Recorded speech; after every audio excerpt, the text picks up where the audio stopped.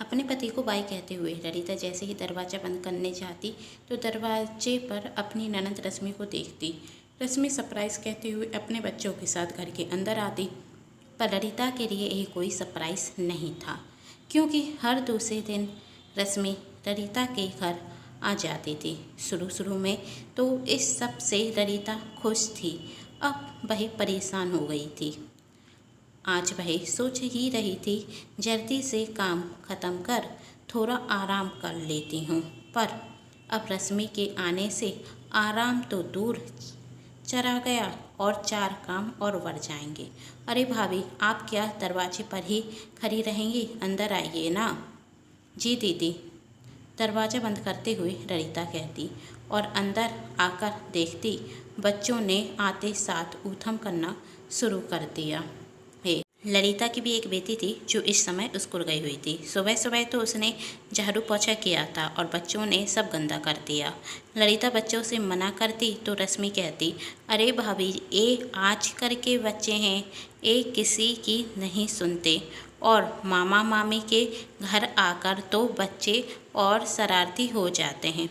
छोड़िए भाभी इन सब बातों को, और यह बताइए नाश्ते में क्या बनाया? इतनी ललिता कहती, तो किसका इंतज़ार कर रहे हैं? जाकर लेकर आइए। वैसे भी मुझे किसी ज़रूरी काम से मार्केट जाना है, देर हो रही है। ललिता जैसे ही इतनी लेकर आती तो रश्मि कहती, अरे भाभी, कुछ इतनी अपने नंदोई जी के लिए पैक कर देना।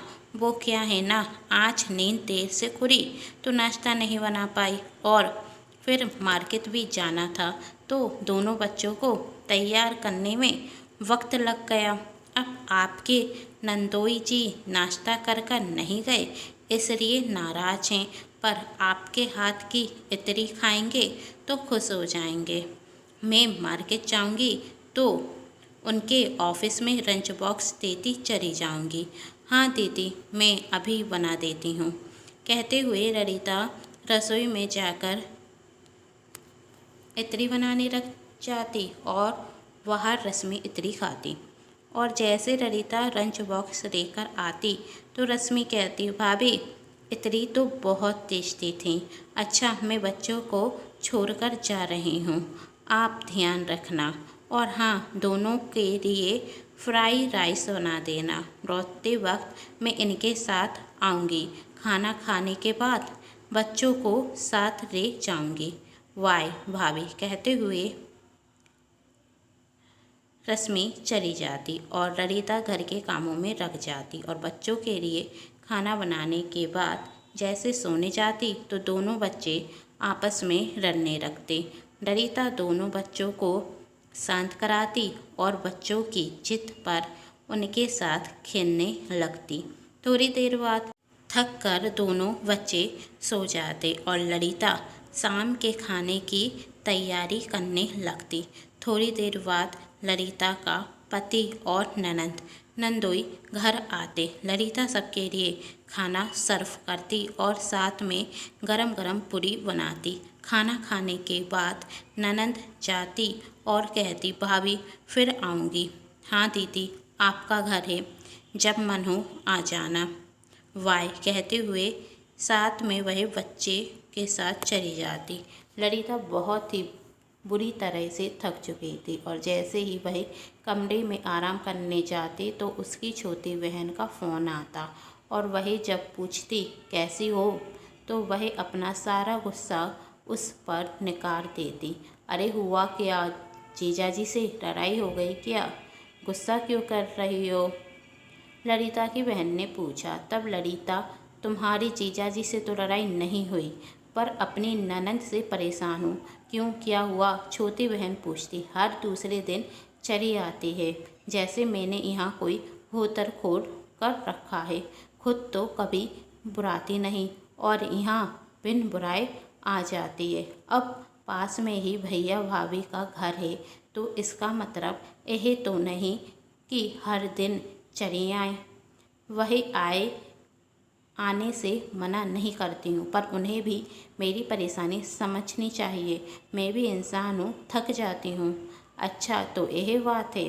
छोटी बहन कहती, दीदी अब मैं आपको ऐसा आइडिया देती हूँ जिससे आपकी ननद की अकड़ ठिकाने आ जाएगी। अच्छा वो कैसे? ललिता पूछती और छोटी उसे बता देती, जिसे सुन ललिता कहती, सच में बहुत अच्छा आइडिया है, इससे तो मेरी ननद की अकड़ ठिकाने आ जाएगी।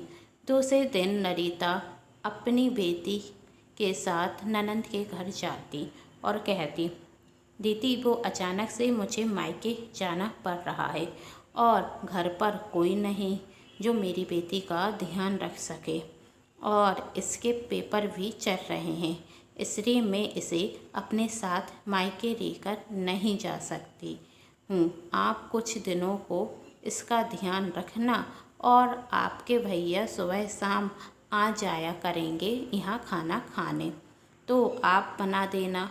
ओके मैं जाती हूँ। रश्मि कुछ नहीं कहती और हाँ में सिर हिला देती। इसी तरह कुछ दिन निकलते और रश्मि ललिता से फ़ोन करते हुए कहती, अरे भाभी आप तो मायके जाकर बस गईं, आना नहीं है क्या? यहाँ मैं परेशान हो गई हूँ और आज शाम को तो भैया कह रहे थे कुछ दोस्तों के साथ आएंगे। भाभी ये मेरा घर है, कोई होटल नहीं जो मैं सबके लिए खाना बनाती रहूं, और आपकी बेटी तो वही खाती नहीं जो मैं बनाती हूँ। भाभी अब मुझसे नहीं होता, आप जल्दी से जल्दी आ जाइए। अरे दीदी आप तो 2 दिन में थक गई और मैं तो यह सब पिछले 2 साल से करती आ रही हूँ, जब से नंदोई जी का इस शहर में ट्रांसफ़र हुआ है। दीदी मैं भी आपकी बावर्ची नहीं हूँ, तो सोचिए मुझे कैसा लगता होगा, और आप तो बिन बताए आती थी, मैंने तो आपको पहले ही सब कुछ बता दिया था। दीदी आपके आने से मुझे कभी बुराई नहीं हुई, पर किसी भी चीज़ की अति होना अच्छा नहीं होता। आपको यही समझाने के लिए मैंने यही सब नाटक किया था। हाँ भाभी आप सच कह रही हैं, रश्मि कहती। दूसरे दिन ललिता अपनी ननद के घर जाती और जैसे अपनी बेटी को घर लेकर आने लगती तो रश्मि कहती, भाभी आज आप मेरे हाथ का खाना नहीं खाएंगी, आप आज यही रुक जाइए, भैया को भी बुला लेंगे, हम सब मिलकर खाना खाएंगे। क्यों नहीं दीदी, आज ननद भाभी मिलकर खाना बनाएंगे और मिलकर खाएंगे। कहते हुए दोनों हंसने लगते। दोस्तों आप सभी को कहानी कैसी लगी नीचे कमेंट बॉक्स में जरूर बताइएगा। कहानी पसंद आई है तो चैनल को सब्सक्राइब कर लीजिएगा, पास में जो बेल आइकन का बटन है उसे प्रेस कर आने वाली हर कहानी के नोटिफिकेशन प्राप्त कीजिएगा। कहानी पसंद आने पर चैनल को सब्सक्राइब, वीडियो को लाइक एंड शेयर जरूर कीजिएगा। Thanks for watching.